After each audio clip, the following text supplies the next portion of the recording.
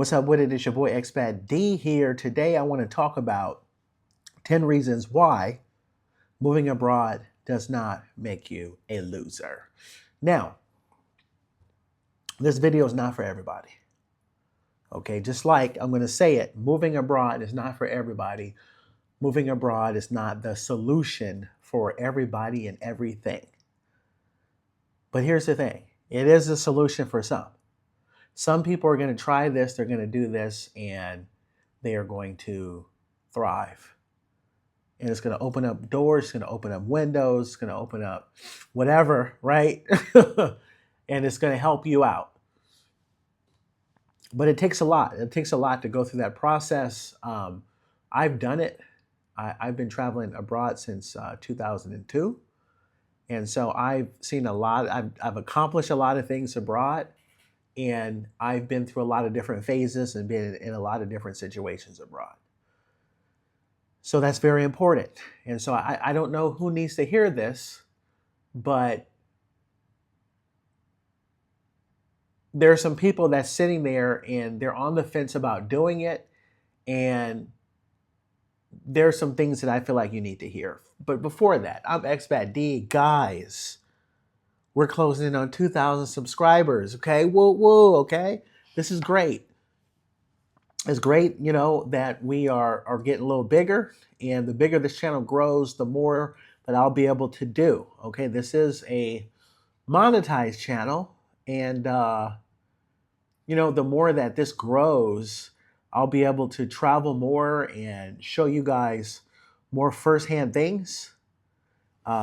Strategies, put them in action, show you different things abroad that exist that just might open up your horizons. It may motivate you to go to a particular destination or try something abroad.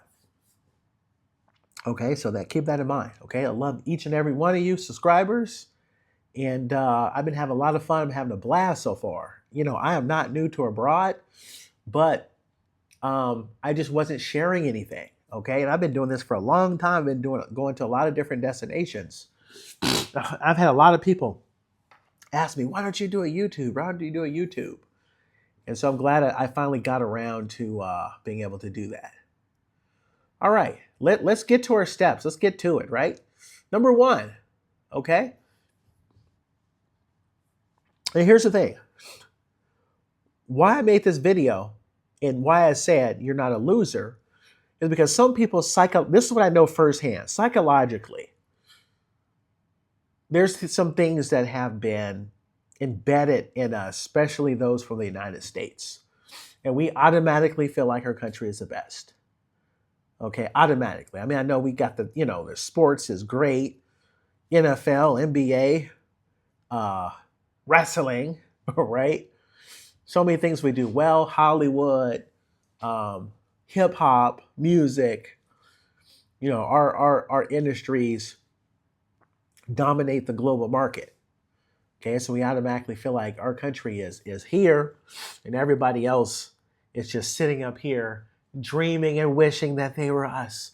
They all wish they were in the United States. Oh, right?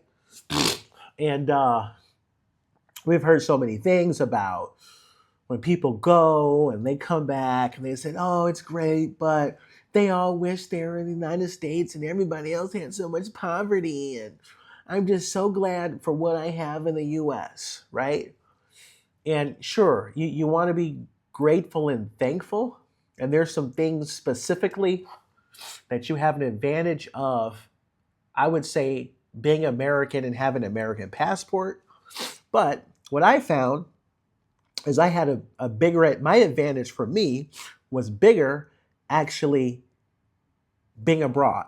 Being American and having an American passport, an American citizenship, an American credit, an American degree, okay, that was worth more to me abroad.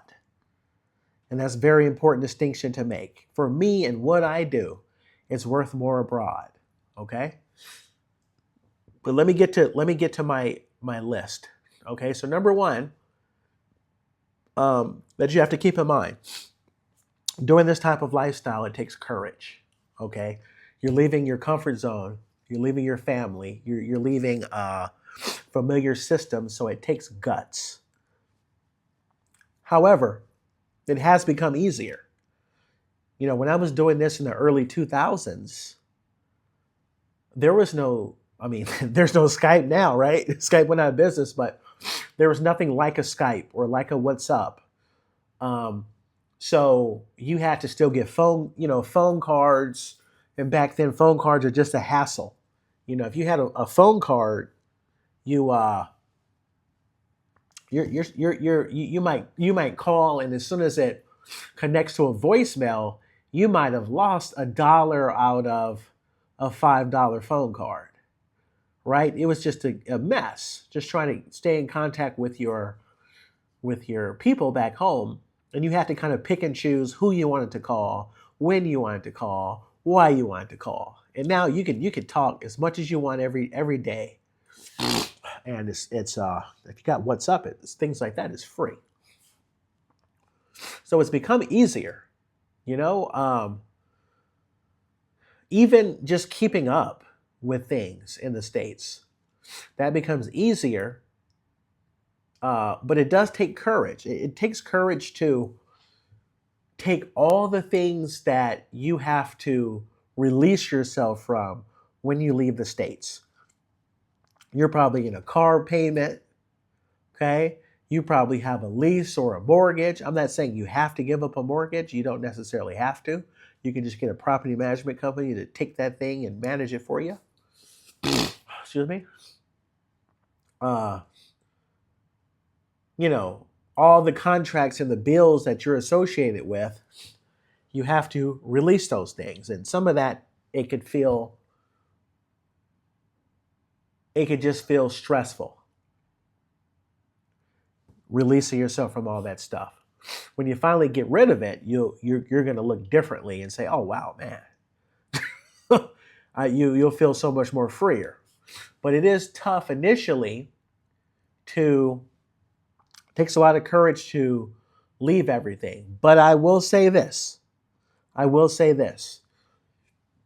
especially now, I think it's become easier because the deck is really stacked against you.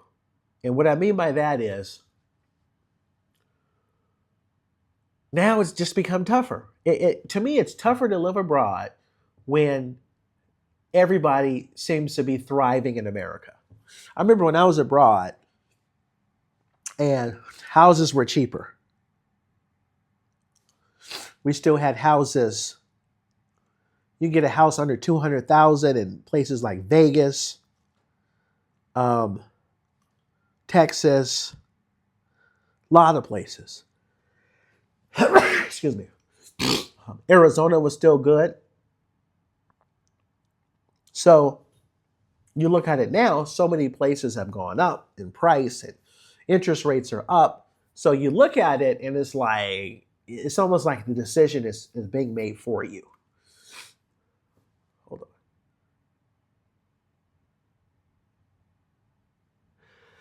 on. Excuse me. Ooh.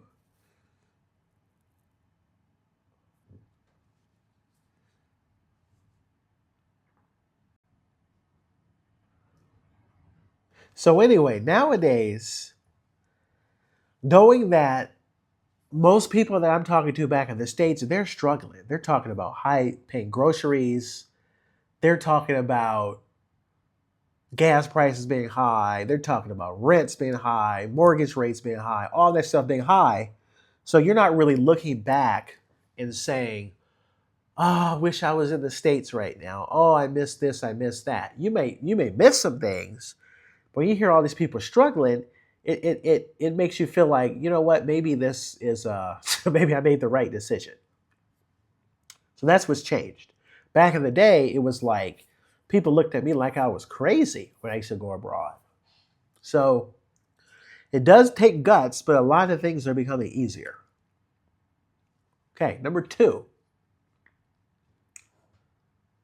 You're expanding opportunities. Okay, you're chasing better job, lifestyle, or education. That's leveling up. So you're not losing. So what I mean by that is that there are certain things that people are chasing in the States that it's not coming. Okay, things are becoming more difficult.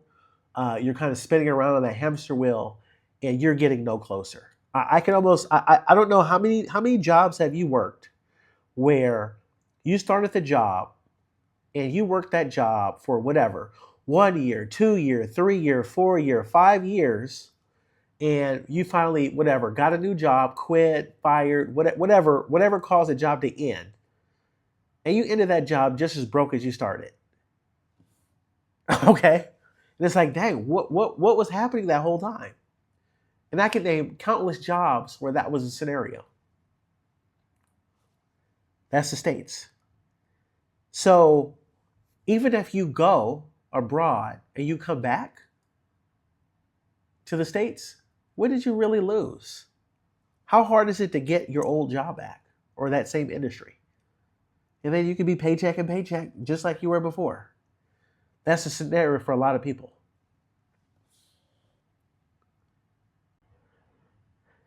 So I would say the main thing is when you do go abroad, you're able to expose yourself to different industries, or you may see things differently. So I'll give you an example. I'm I live currently in the Middle East. Okay, for someone that's not a traveler, if they saw the job open that I have, they would look at it and be like, "Man, I ain't going there. I'm not gonna be living in those tents. Next to Al Qaeda or whatever, blah, blah, and all this stuff." And they have no idea what it's really like to live down here. They have no idea. Excuse me. Oh, what I got on me? Ugh. Excuse me. So they have no idea. They have no idea.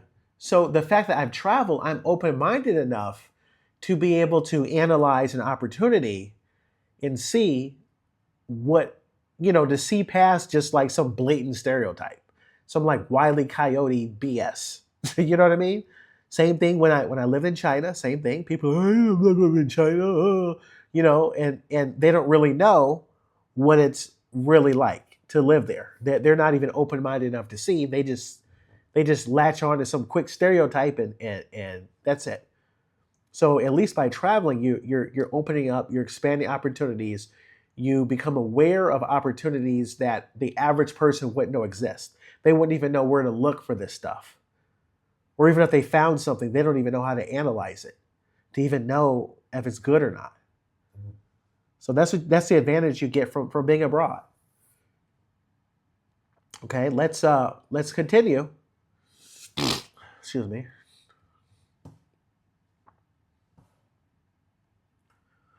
Okay, number 3, you gain global perspective. So what I mean by that is living abroad gives you insight most people never get. Okay, so kind of piggybacking on it, if you're talking about work, you could also see opportunities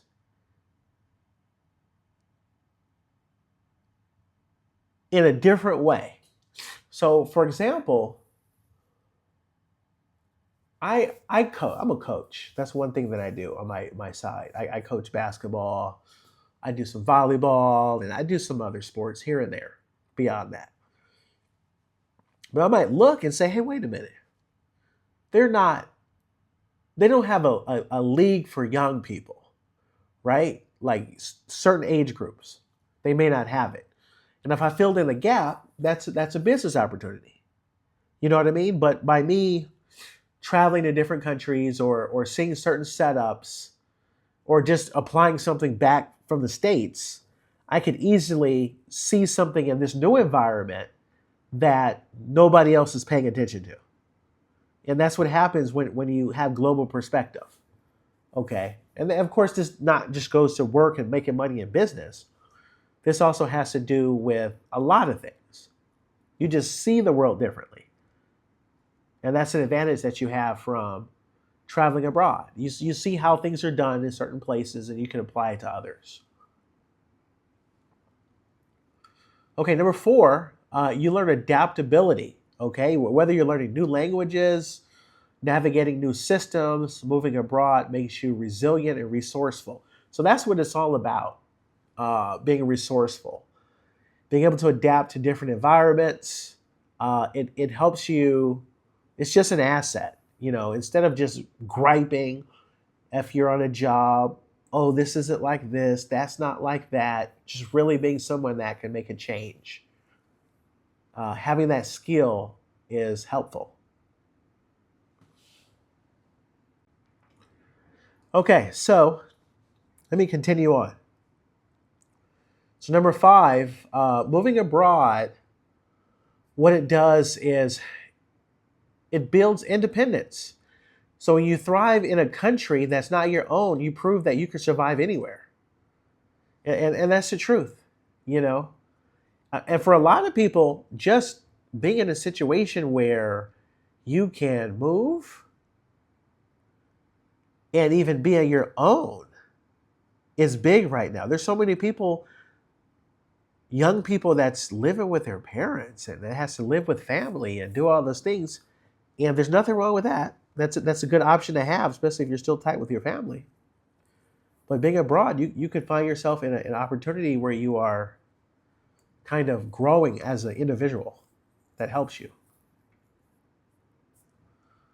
And something that can be accomplished abroad. You have different costs of living, and you're able to make money, save some money, see the world, things like that. Okay, let's continue. Number 6, you can create connections worldwide. Okay, you have networking. You can across the world. Ooh, I have to stop this. This ain't it today. Ain't it, brah?